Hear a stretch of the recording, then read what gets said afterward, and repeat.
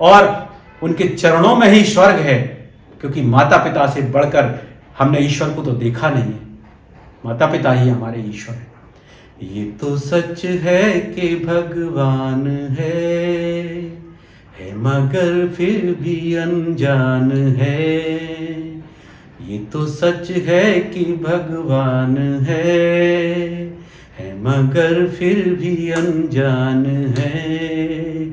धरती पे रूप माँ बाप का उस विधाता की पहचान है। बुजुर्ग की तो किस्मत में ही अकेलापन लिखा है, क्योंकि वो पढ़ाते हैं, लिखाते हैं, अपना पूरा जीवन आपको समर्पित करते हैं और एक दिन आप उनमें लात मार करके और चले जाते हैं। उनकी केयर भी नहीं, अपनी पूरी संपत्ति अपने बच्चों को बिल्कुल नहीं दें। अपने लिए जरूर बचा करके रखें। ये कलयुग है और आपके साथ भी वो हो सकता है जो दूसरों के साथ। तो हम इतनी प्रगति कर गए हैं, लेकिन दूसरी तरफ हम देखें कि रिश्तों में हम इस सदी में बहुत नीचे गिरते हैं। अपने जीवन में कई ऐसे परिवार देखे हैं जिनमें जब बुजुर्ग जिंदा थे हमने उनको पूछा ही नहीं। साथियों नमस्कार, मैं आपका दोस्त ब्रह्मेंद्र गुप्ता, मोटिवेशनल स्पीकर और शून्य से शिखर की ओर सेकंड हाफ पुस्तक का लेखक। साथियों आप सब जानते हैं कि आज से श्राद्ध पक्ष शुरू हो रहे हैं और हम अपने जो मृत आत्माएं हैं, जो हमारे बुजुर्ग रहे, उनके प्रति श्रद्धा भाव व्यक्त करने के लिए आज से हम उनको तर्पण करते हैं, अर्पण करते हैं, जल चढ़ाते हैं और उनकी याद करते हैं। मैंने अपने जीवन में कई ऐसे परिवार देखे हैं जिनमें जब बुजुर्ग जिंदा थे हमने उनको पूछा ही नहीं। यहाँ तक कि उनके साथ मारपीट की, उनको खाना देने के लिए भी हमने तरसाया। और जब आज श्राद्ध पक्ष की स्थिति आ रही है तो हम एक तरह से स्वांग कहें, ढोंग कहें या दिखावा कहें, ऐसा करते हैं कि जब आप किसी भी घर में श्राद्ध पक्ष में जाओ, अरे हमारे दादाजी को तो ये पसंद था, हमारी बुआ जी को ये पसंद था। और जबकि मुझे कई बार हंसी आती है कि जब वो जीवित थे तब हम ना तो उनके पास मिलने जाते थे, ना हम उनसे बात करते थे और ना ही उनकी केयर करते थे। तो ये बड़ी ही हास्यास्पद स्थिति है। लेकिन साथियों मैं एक चीज़ आगाह करना चाहूँगा, आगे आने वाले कल में हम बुजुर्ग होंगे। जैसे जैसे स्वास्थ्य सुविधाएं सुधर रही हैं, औसत आयु बढ़ रही है और बीमारियों से लड़ने की क्षमता इंसानों की बढ़ रही है, वैसे वैसे आपको भी लंबे उम्र जीने की स्थिति बन सकती है। आप जानते हैं कि आज की डेट में औसत आयु लगभग 75 वर्ष के आसपास हो गई है और जिस तरह से टेक्नोलॉजी में सुधार हो रहा है और जीवन आगे बढ़ रहा है, तो आप हम सबको भी अपनी जो बुजुर्गियत है वो काटना पड़ेगी। और जब आपके बच्चे आपके पास नहीं आएंगे, जब आपके बेटे आकर के आपसे पूछेंगे नहीं और बिना पूछे अंदर अपनी पत्नी के पास चले जाएंगे, अपने बच्चों के साथ खेलने लगेंगे और आपको इग्नोर करेंगे, तब आपको समझ में आएगा कि जो आप आज कर रहे हैं वही कल आपके साथ होने वाला है। साथियों आज हम रीयूजेबल रॉकेट बना रहे हैं, हम चैट जीपीटी की स्टेज में पहुंच गए हैं, हमने इतनी प्रगति कर ली है कि अब हम आसमान में बैठ करके टेलीफोन से बात कर रहे हैं। सुनीता विलियम्स जी ने कल परसों अंतरिक्ष से बात की थी। तो एक तरफ तो हम इतनी प्रगति कर गए हैं, लेकिन दूसरी तरफ हम देखें कि रिश्तों में हम इस सदी में बहुत नीचे गिरते जा रहे हैं। साथियों अकेलापन महामारी की स्थिति ले चुका है और धीरे धीरे न केवल युवा, प्रौढ़ और बुजुर्ग की तो किस्मत में ही अकेलापन लिखा है, क्योंकि वो पढ़ाते हैं, लिखाते हैं, अपना पूरा जीवन आपको समर्पित करते हैं और एक दिन आप उनमें लात मार करके और चले जाते हैं। उनकी केयर भी नहीं करते हैं। भारत में रहें तब भी ठीक है, विदेशों में चले जाते हैं और बाद में ये स्थिति तक बन रही है कि फ्यूनरल में वो जो है वीडियो कॉल के माध्यम से शामिल हो जाते हैं और एक औपचारिकता सी कर लेते हैं। जब उन्हें जरूरत होती है तब आप उनको ऐसा अकेला छोड़ देते हैं, जबकि जब आपको जरूरत थी तब वो आपको उंगली पकड़ करके आगे बढ़ना जिंदगी में सिखा रहे थे। तो आज मैं चर्चा करूंगा कि बुजुर्गों को अपने भविष्य के लिए क्या करना चाहिए और बुजुर्गों के प्रति हमारी क्या ऐसी बातें हैं जो हमें करना चाहिए। तो सबसे पहले शुरुआत करते हैं हम बुजुर्गों से। मैं एक सलाह देना चाहूंगा कि आप आज सीनियर सिटीजन हो गए हैं, तब आप बहुत ज़्यादा करने की स्थिति में नहीं है। लेकिन जो लोग सीनियर सिटीजन बनने के दौर में हैं, जैसे कि 50 के ऊपर आयु हो गई है, मैं तो यहां तक कहूंगा कि आपको 40 वर्ष की आयु से अपने रिटायरमेंट की प्लानिंग शुरू कर देना चाहिए। चाहे वो फाइनेंशियल प्लानिंग हो, चाहे आपको क्रिएटिविटी की तरफ जाना हो, चाहे सामाजिकता की तरफ जाना हो। जैसे कि क्या होता है कि मान लो एक आदमी नौकरी कर रहा था, 60-62 साल में वो रिटायर हुआ, और जब वो समाज में जाता है तो समाज के लोग उसको ताने देते हैं कि भाई आप पहले तो कभी समाज में आए नहीं, आपने कभी हम पर ध्यान नहीं दिया, और अब जब आप रिटायर हो गए हो तो आप स्वार्थवश हम में घुल मिल रहे हो। तो मैं चाहूंगा कि आप बहुत पहले से इसकी प्लानिंग शुरू कर दें, सामाजिक बने, अपनी आर्थिक स्थिति को समझें। एक बड़ी ही चिंता की बात है, मैं देखता हूं कई बुजुर्ग ऐसे हैं समाज में जिन्होंने अपना सब कुछ अपने बच्चों के नाम लिख दिया, और जब वो बच्चे अपने नाम लिखवा रहे थे उस समय तो बड़ी बड़ी बातें कर रहे थे कि हम आपको खाना खिलाएंगे, हम आपको अपने साथ रखेंगे, और जिस दिन उन्होंने अब संपत्ति को अपने नाम पे लिखवा लिया उसके बाद, अरे भाई तुम तो बड़े लड़के के साथ रहो, अरे भाई तुम तो छोटे लड़के के साथ रहो, हम तुम्हें नहीं रख सकते। मतलब माँ बाप को 2 रोटी देने में हमें बड़ी दिक्कत होने लगी है, और ये दशा ना केवल गरीबों में है बल्कि अमीरों में भी है। बहुत बहुत बड़े अमीर हैं, मैं नाम नहीं लेना चाहूंगा, दर दर की ठोकरें खा रहे हैं, जबकि उन्होंने करोड़ों और अरबों रुपए का साम्राज्य स्थापित किया।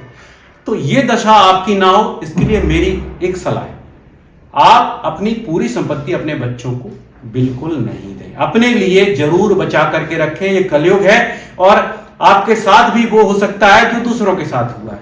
आप बिल्कुल भरोसा ना करें किसी पर, अपने लिए कुछ ना कुछ बचा करके रखें, और उसका फायदा ये होगा कि आज के समय में स्वार्थ का युग है। लोग आपके पास यदि धन है तो आपकी केयर करते हैं, और यदि आपके पास धन नहीं है, संपत्ति नहीं है, तो आपकी केयर नहीं करते हैं। तो उसका प्रभाव ये होगा कि आपकी केयर आखिर तक होती रहेगी। दूसरी बात है, अपने सामाजिकता के दायरे को बढ़ाएं। आप कुछ सीखना चाहते थे तो आप सीखें, आपके कुछ सपने थे तो उन्हें पूरे करें। आप पढ़ना चाहते थे, आप कुछ बजाना सीखना चाहते थे, आप गाना सीखना चाहते थे, आपकी कोई हॉबी थी, आप पेंटिंग करना चाहते थे, तो ये समय है जब आप बिल्कुल पूरी तरह से स्वतंत्र हैं, आप अपने मनमाफिक जिंदगी जी सकते हैं। तो अपनी हॉबीज को आगे बढ़ाएं और क्रिएटिव बने। साथियों, समाज में ऐसे ऐसे उदाहरण हैं कि इस्कॉन के फाउंडर, आपने नाम सुना ही होगा, श्रील प्रभुपाद जी का। उन्होंने 80 वर्ष की आयु में अमेरिका जाकर के इस्कॉन की स्थापना की थी। तो वो कर सकते हैं तो आप भी कर सकते हैं। आप भी कुछ नया संकल्प लेकर के अपने सेकंड हाफ को शुरू कीजिए। यहां मैं आपको एक चीज और कहना चाहूंगा, आपको टेक फ्रेंडली बनना है।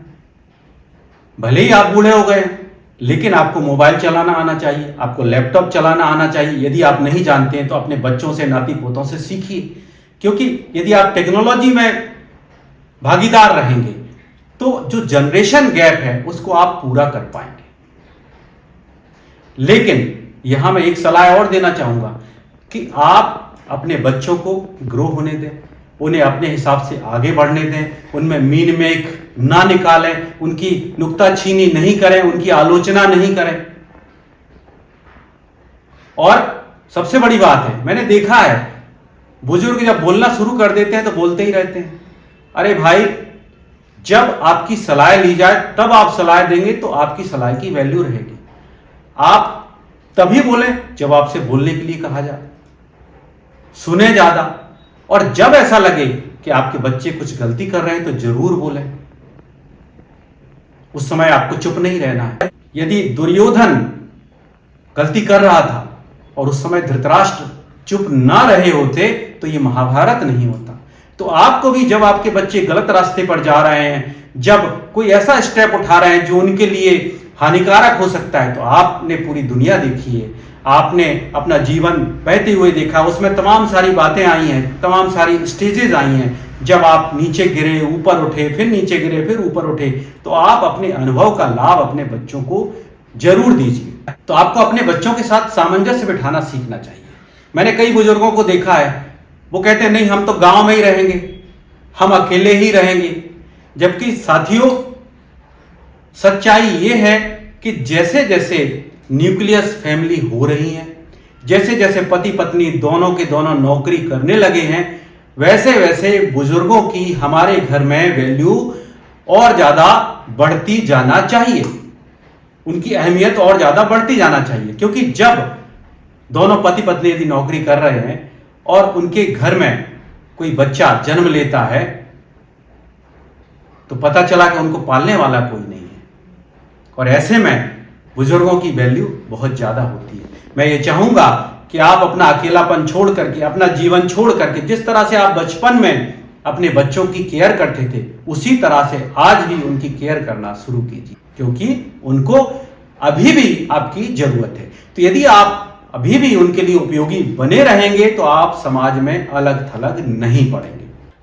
यहां मैं एक चीज और कहना चाहूंगा कि श्राद्ध पक्ष के इन 15 दिनों में आप अपने बुजुर्गों का डॉक्यूमेंटेशन करें। साथियों, आपके बच्चों को नहीं पता है कि आपके दादाजी का नाम क्या था, उनके दादाजी का नाम क्या था, उनके दादाजी का नाम क्या था। तो जहां तक आपको इंफॉर्मेशन मिल सकती है वहां तक इंफॉर्मेशन कलेक्ट करें, उसका एक डॉक्यूमेंटेशन करें, उसको बाकायदा टाइप करके अपने यहां रखें, कहीं दीवार पर चिपकाएं और बच्चों को अवगत कराएं कि उन्होंने क्या क्या अच्छा काम किया था, और यदि कुछ सीख है उनकी जिंदगी की तो वो भी आप उनसे डिस्कस करें। तो इससे क्या होगा कि एक तो बच्चों को आपके बुजुर्गों के बारे में पता चलेगा, और दूसरा उनकी जिज्ञासा पैदा होगी और वो और सीखेंगे कि हमें जो गलती हमारे बुजुर्गों ने की थी वो गलती हमें नहीं करना है। बुजुर्गों से एक बात और कहना चाहूंगा कि जैसे जैसे हमारी एज ढलती है हम चीजें भूलने लगते हैं, हमारी शारीरिक कमजोरियां हमारे अंदर आ जाती हैं, डायबिटीज, ब्लड प्रेशर से लेकर के हाइपरटेंशन और बहुत सारी बीमारियां होने लगती हैं। तो मैं ये चाहूंगा कि जब आप 40 साल के हो रहे हैं, इसका मतलब ये मान लीजिए कि अब आपका शरीर जितना आप उसके साथ अच्छा करोगे उतना ही वो आपका साथ देगा। तो 40 वर्ष की आयु से ही आप फिजिकल एक्सरसाइज 1 घंटे पसीना बहाना जरूर शुरू करें। मान लो आप बीमार हो गए और उसके बाद आप तेज चलने की आदत डालते हैं, जिम जाते हैं, उससे फायदा तो होगा, लेकिन बीमारी एक बार हो गई तो बड़ी मुश्किल से जाती है। तो मैं ये चाहूंगा कि आपके जीवन में बीमारियों का प्रवेश ना हो, और यदि आप बुजुर्ग हैं तो हल्की फुल्की जो एक्सरसाइज होती है वो आप जरूर करें। पैदल चलने से लेकर के जो भी काम आप कर सकते हैं, खुद के काम आप सारे करेंगे तो आप चलते फिरते रहेंगे और सेहतमंद रहेंगे। यहां मैं मानसिक सेहत की तरफ आपका ध्यान आकर्षित करना चाहूंगा कि जैसे जैसे हम बुजुर्ग होते हैं हमें भूलने की बीमारी, डिमेंशिया, अल्जाइमर जैसी समस्याएं होने लगती हैं, तो हम अपने दिमाग को क्रिएटिव रखने के लिए पहेलियां सुलझाएं, सुडोकू खेलें, शतरंज खेलें, अपने बच्चों को बिठा लीजिए आमने सामने, उनको सिखाइए और खुद भी सीखिए और खेलिए। तो अपने को जितना ज्यादा आप व्यस्त रखेंगे उतने ही ज्यादा आप मस्त रहेंगे, उतने ही ज्यादा आप हष्ट पुष्ट रहेंगे। और यदि आपको पढ़ने की आदत नहीं है तो पढ़ने की आदत डालिए, अकेले रहने की भी आदत डालिए, क्योंकि बच्चों के पास काम है, उनकी नौकरी है, वो पढ़ने जाते हैं, तमाम सारी ऐसी स्थितियां रहेंगी जब आपको ये लगेगा कि बच्चे आपके पास बैठें और वो उनकी मजबूरी है, वो आपके पास नहीं बैठ सकते। तो ऐसे में आपको पढ़ने की आदत बहुत समझदारी भरी सलाह है। इसके अलावा अपनी दिनचर्या बिल्कुल निश्चित रखिए। जैसे आप ऑफिस जाते थे उस समय जो आपकी दिनचर्या थी वैसी ही दिनचर्या रखिए। सुबह जल्दी जागने से लेकर के एक्सरसाइज, हर चीज का रूटीन फिक्स रखिए। कब सोना है, कब जागना है, कब खाना खाना है, और खाना कम खाना है ये भी ध्यान रखिए, क्योंकि जैसे जैसे हमारी एज बढ़ती जाती है हमारी पाचन शक्ति कमजोर होती जाती है। तो हमें कम खाने की आदत डालना है, शाम का भोजन बहुत हल्का रहे। एक सलाह और है बुजुर्गों को कि आप अक्सर बायस्ड होते हैं। जब भी परिवार की बात आती है तो आप कहते हैं बड़ा लड़का अच्छा है, छोटा लड़का खराब है, बहन अच्छी है, भाई खराब है। अरे भाई, अब आप उस स्थिति में हो कि अब आपको अनबायस्ड होना है, इम्पार्शियल होना है, आपको किसी के पक्ष में नहीं बोलना है, आपको सही को सही कहना है और गलत को गलत कहना है। उससे क्या होगा कि आपका सम्मान पूरे परिवार में बना रहेगा। जहां भी जरूरत हो हर चीज में, बच्चों की शादी ब्याह से लेकर के कोई भी ऐसा काम जिसमें आपकी राय मांगी जा रही है, बिल्कुल निष्पक्ष राय दीजिए और उसमें राय में आप शामिल होइए, लेकिन अपनी चलाने की आदत छोड़ दीजिए, क्योंकि वक्त बदल गया है, जनरेशन गैप हमेशा रहा है। तो जो नई पीढ़ी है वो आपकी बातों को सुन ले, इतना ही बहुत है। आप उन पर दबाव डाल करके यदि मजबूरन करवाएंगे तो वो आपको छोड़ करके अलग चले जाएंगे, आप अकेले बैठे रह जाओगे अपनी बात के साथ। तो मेरा सुझाव ये है कि आप जब सलाह मांगी जाए आप अपनी राय दीजिए और उसके बाद उनको उसके फायदे और नुकसान समझाइए, क्योंकि आपने पूरा जीवन देखा है। अब मैं कुछ सलाह उन लोगों को देना चाहूंगा जिनके घर में बुजुर्ग हैं। पहली सलाह है कि आपके माता पिता, दादा दादी जो भी आपके साथ रहते हैं, उन्होंने अपना पूरा जीवन आपको बड़ा बनाने में लगा दिया है और उनका ये सपना है कि आप जिंदगी में और आगे जाएं, लेकिन आपको ऐसा लगता है कि वो बाधक है। तो अपने मन से ये बात निकाल दीजिए। प्रतिदिन जब आप ऑफिस जा रहे हैं, अपनी दुकान जा रहे हैं, कहीं भी जा रहे हैं, उनके पास 10 मिनट बैठिए, उनकी बात सुनिए। भले ही आप कितने भी व्यस्त हों, जब आप ऑफिस से घर आ रहे हैं तब उनके पास बैठिए, उनकी बात सुनिए और उनके साथ यदि संभव हो तो खाना खाइए, क्योंकि जो स्थिति आज उनकी है वो कल आपकी भी होने वाली है। आपके बच्चे देख रहे हैं, यदि आप अपने माता पिता की इज्जत नहीं करेंगे तो आपके बच्चे भी आपकी इज्जत नहीं करेंगे। कहीं लिख लेना ताम्रपत्र पर। तो आप अपना समय दीजिए, क्योंकि समय से ज्यादा महत्वपूर्ण अब उनकी जिंदगी में कुछ नहीं है। उन्हें धन दौलत किसी चीज की जरूरत नहीं है, उन्हें केवल आपके समय की जरूरत है। तो आप, आपकी पत्नी, आपके बच्चे बुजुर्गों के साथ बैठे, अपने घर की जो पीढ़ी है उसके साथ बैठे और उनके साथ खेलें, उनके साथ जितना भी समय बिता सकते हैं उन्हें बिताएं। एक और सलाह है मेरी युवाओं को। आपके बुजुर्ग हो सकता है उनके कुछ सपने रह गए हों, वो कहीं घूमने जाना चाहते हो, अपनी जिंदगी में वो नहीं जा पाए हो सकता है वो हवाई जहाज में ना बैठे हो। तो अब इतना सस्ता हो गया है हवाई जहाज की यात्रा कि मैं ये नहीं कह रहा कि आप सीधे उनको मुंबई ले जाएं या दिल्ली ले जाएं, अपने आसपास जहां भी आप सस्ते से सस्ती सुविधा में उनको हवाई जहाज घुमा सकते हैं। कई ऐसे बुजुर्ग भी होंगे जो हो सकता है वंदे भारत में नहीं बैठे हों, शताब्दी में नहीं बैठे हों, उनको वो घुमाइए। कई ऐसे बुजुर्ग हो सकते हैं जिन्होंने टॉकीज नहीं देखी हो, उनको जाकर के आप मल्टीप्लेक्स दिखाइए। यदि उन्होंने कभी 5 स्टार होटल में खाना नहीं खाया है, 3 स्टार होटल में खाना नहीं खाया है, कोई ब्रांडेड कपड़े नहीं पहने हैं, तो आप उनको ला करके दीजिए। इसमें आप गरीब नहीं हो जाएंगे। आप जब उनका काम था आपके सपने पूरे करवाना, तो अब आपका काम है उनके सपने पूरे करवाना। स्वामी तुलसीदास जी ने कहा है, मात पिता गुरु प्रभु की वाणी, बिना ही विचार करहि शुभ जानी। मतलब माता पिता और गुरु की जो वाणी है, जो बात है, उसको बिना विचारे शुभ मान करके करना चाहिए। तो भाई मैं ये नहीं कह रहा हूं कि आप उनकी बात का अक्षरशः पालन करो, लेकिन उनकी बात को सुन तो लो, समझ लो, क्योंकि आपकी बहुत सारी समस्याओं का समाधान उनके पास है। आप अकेले भी पूरी दुनिया से नहीं लड़ पाओगे, लेकिन जिनके सिर पर बुजुर्गों का आशीर्वाद रहता है वे पूरी दुनिया से हमेशा जीतते हैं। तो मैंने अक्सर देखा है लोग अपने बुजुर्गों की बात को सुनते ही एकदम भड़क जाते हैं, एकदम चैलेंज की स्थिति में आ जाते हैं कि तुम्हें कुछ नहीं पता है, तुम्हें कुछ नहीं आता है। अरे भाई, यदि कोई भी सीनियर सिटीजन, घर का मालिक, घर का बुजुर्ग कुछ कह रहा है तो एकदम से भड़कने की जरूरत नहीं है। अपनी भावनाओं पे कंट्रोल रखो। भले ही उनसे जीवन में कुछ गलती हुई हो, तब भी आप उनको क्षमा कीजिए, क्योंकि वो जितना बेहतरीन कर सकते थे उन्होंने वैसा आपके साथ किया है। अब उनका वक्त गया, अब आपको अपने पैरों पर खड़े होकर के जो कुछ भी करना है खुद करना है। अब उनको गालियां देने से कुछ नहीं होगा। तो जब भी वो कोई सलाह दें, भड़किए मत, अपनी भावनाओं पर नियंत्रण रखिए, क्योंकि आपके बच्चे देख रहे हैं। यदि आप अपने पिता से गलत बोल रहे हैं तो आपके बच्चे देख रहे हैं, कल आपके बच्चे भी आपके साथ वैसी ही भावना रखेंगे और वही व्यवहार करने वाले हैं। तो हमेशा ये मान के चलें कि आपके बच्चे देख रहे हैं। कोई ऐसी बात अपने माता पिता, अपने दादा दादी से ना कहिए कि जिससे आपको बाद में पछताना पड़े। साथियों, आप बहुत भाग्यशाली हो यदि आपके घर में आपके माता पिता और दादा दादी हैं। इस दुनिया में बहुत सारे ऐसे अभागे लोग हैं जिनके सर पर माँ बाप का साया नहीं है और वो अकेले अपना जीवन गुजार रहे हैं। तो मैं इसके लिए आपको धन्यवाद देना चाहूंगा और भगवान का आभार व्यक्त करना चाहूंगा कि आपके ऊपर माता पिता का साया है। उनकी वैल्यू कीजिए, उनसे कुछ सीखिए, आपका जीवन बहुत ही उत्तम हो। भगवान से मेरी प्रार्थना और इस श्राद्ध पक्ष में आपके ऊपर भगवान की कृपा रहे, आपकी जो पुराने बुजुर्ग रहे जो आज की डेट में मृत हो चुके हैं उनका आशीर्वाद आपको हमेशा मिलता रहे, आप जीवन में आगे बढ़ें, ऐसी मेरी भगवान से कामना है। आपने वीडियो को अंत तक देखा, इसके लिए मैं बहुत बहुत आपका आभार व्यक्त करता हूं। और यदि आपने मेरी ये सेकंड हाफ पुस्तक नहीं पढ़ी है तो आप जरूर पढ़ें। इस किताब को हजारों लोगों ने पढ़ा है और अपने जीवन में सेकंड हाफ की शुरुआत की है। साथियों, ज़्यादातर लोग ये कहते हैं कि सेकंड हाफ का मतलब बुजुर्गियत है, तो मैं ऐसा कहना चाहूँगा कि इसका मतलब बुजुर्गियत नहीं है, लेकिन हाँ, एक हद तक बुजुर्गियत का मतलब है स्वतंत्रता।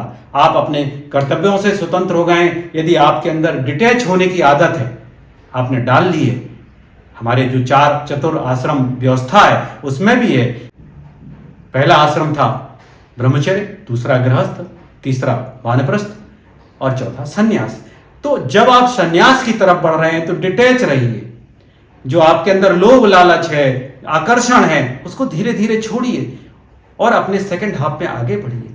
ये जीवन को पता नहीं जीवन दोबारा मिलेगा मनुष्य का कि नहीं मिलेगा, तो आज की डेट में जब आपके पास जीवन है तब उसका मान कीजिए, उसकी वैल्यू कीजिए और जितने भी दिन आपकी जिंदगी में बचे हुए हैं उसको अच्छे हर्षोल्लास के साथ अपने परिवार के साथ मनाइए। अपने परिवार को अपना समय और अपना सर्वस्व अर्पण कर दीजिए। मेरी सभी बुजुर्गों को प्रणाम करते हुए मैं अपनी बात को खत्म करता हूँ।